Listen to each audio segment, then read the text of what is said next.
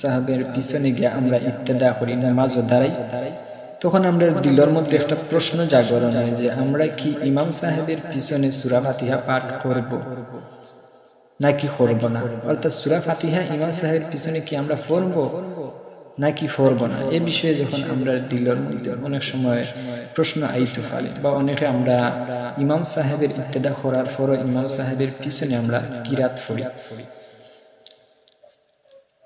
এই বিষয়ে আমি আপনাদের সামনে খুলাসা করব। বিষয় হইল আমরা ইমাম সাহেবের অনুসরণ করা হইল মুক্তাদিদের জন্য ওয়াজিব, অর্থাৎ মুক্তাদি যে ওইবা এই ইমাম সাহেবের অনুসরণ করা হইল তাই নরদায় ওয়াজিব। আমরা সূরা আরাফের 206 নম্বর আয়াতে কারিমার মধ্যে নজর মারি দেখতাম পারি যে আল্লাহ সুবহানাহু ওয়া তাআলা এই আয়াতে কারিমার মধ্যে জানাইয়া দিরা وَإِذَا قُرِئَ الْقُرْآنُ فَاسْتَمِعُوا لَهُ وَأَنصِتُوا لَعَلَّكُمْ تُرْحَمُونَ।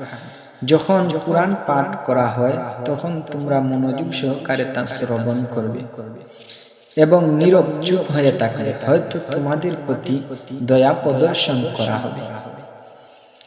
এই হুকুমটা নামাজের জন্য খাস আর নামাজের বাহিরে আম, অর্থাৎ আল্লাহর নির্দেশ হলো যখন নামাজে কোরআন পাঠ করা হবে তখন তোমরা নীরব চুপ থেকে মনোযোগ সহকারে তা শ্রবণ হবে, অর্থাৎ ইমাম সাহেব তিলাওয়াত করবেন আর মুসল্লিগণ চুপ থেকে নীরব থেকে তা ইমাম সাহেবের তিলাওয়াত শ্রবণ করবেন, শুনবেন।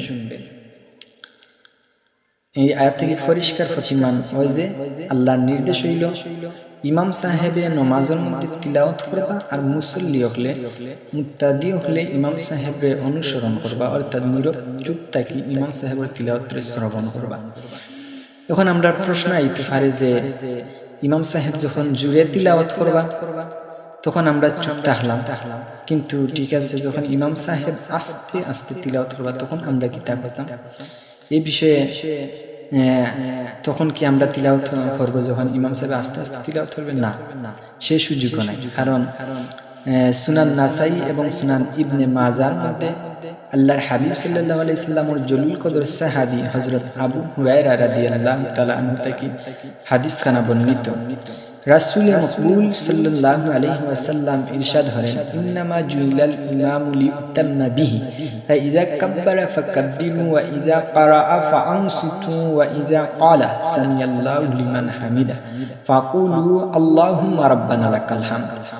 এই হাদিসে কারিমের মধ্যে আল্লাহর হাবিব সাল্লাল্লাহু আলাইহি ওয়াসাল্লাম ইরশাদ করেন যে ইন্নামা জুইলাল ইমামু লিউতাম্মা বিহি, ইমামকে ইমাম বানানো হয়েছে তার অনুসরণ করার জন্য। ফাইযা কাব্বারা ফাকাব্বিরু, যখন সে তাকবীর বলে তখন তোমরা তাকবীর বলো। ওয়া ইযা ক্বারাআ ফাআনসিতু, যখন সে কুরআন পাঠ করে তখন তোমরা নীরব চুপ থাকো। ওয়া ইযা ক্বালা সামিআল্লাহু লিমান হামিদা, যখন সে বলে সামিআল্লাহু লিমান হামিদা ফাকুলু আল্লাহুম্মা রাব্বানা লাকাল হামদ, তখন তোমরা বলো রাব্বানা লাকাল হামদ। সেজন্য ইমামের কেরাতি মুসল্লিদের কেরাত বলে গণ্য, ইমামের পিছনে মুক্তাদিদের কেরাত পড়ার কোনো প্রয়োজন হয় না। ইমাম আস্তে পড়ুক কিংবা জুড়ে পড়ুক, ইমামের কেরাতি মুসল্লিদের জন্য যথেষ্ট। আলহামদুলিল্লাহ, আমরা হয়তো অবগত হইলাম আল্লাহ সুবহানাহু ওয়া তাআলার কুরআনুল কারীমের সূরা আরাফের 206 নম্বর আয়াত থেকে যে আমরা ইমাম সাহেবের যে সময় আমরা ইত্তেদা হব অন্তত আমরা ইমাম সাহেবের অনুসরণ করব। ইমাম সাহেবের অনুসরণ করা হইল ওয়াজিব। ইমাম সাহেবের তিলাওয়াত করবা, আমরা শ্রবণ করব, চুপ থাকব।